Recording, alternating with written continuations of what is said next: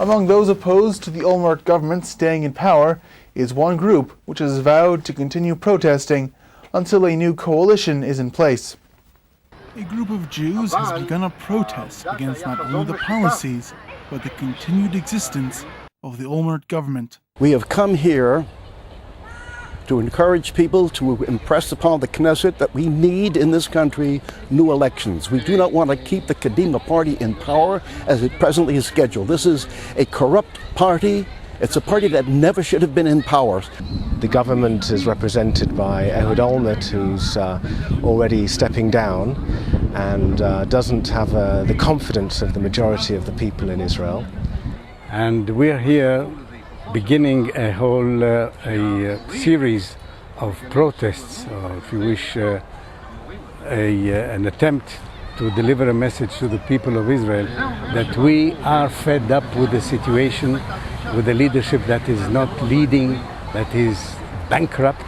The protest includes the new Hatikva party and Professor Paul Edelberg, and included calls not only for a new government, but a general reform of the existing system. And what I find in this country that its ruling elites are suffering from what might be loosely called political schizophrenia. They cannot make distinctions between right and wrong, good or bad. They're suffering basically from moral relativism.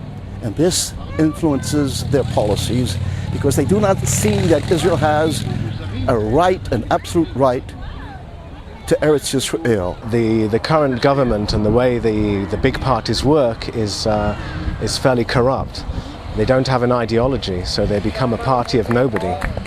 They become parties where people get to where they are because of buying favors in order to advance themselves, without regard to principles.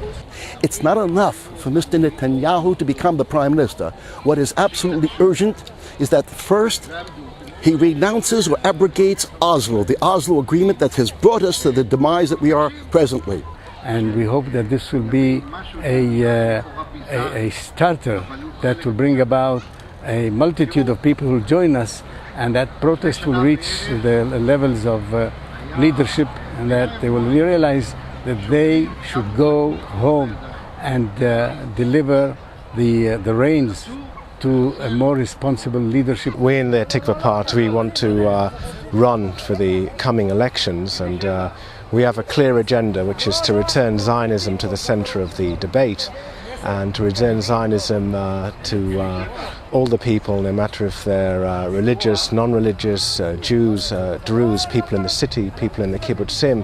What we're lacking here, and it was so absolutely clear when Sharon was the prime minister, is that the members of the Knesset, and that means ultimately members of the government, are not individually elected by or accountable to the people in district elections or constituency elections, as a consequence of which Mr. Sharon adopted the policy of the Labour Party in 2003, contrary to the elections of that year, when over 70% of the Jews in this country opposed unilateral disengagement. Despite the problems in Israel, the group ended on a positive note, recalling the protest movement, which succeeded in bringing down the government of Golda Meir following the disastrous Yom Kippur War.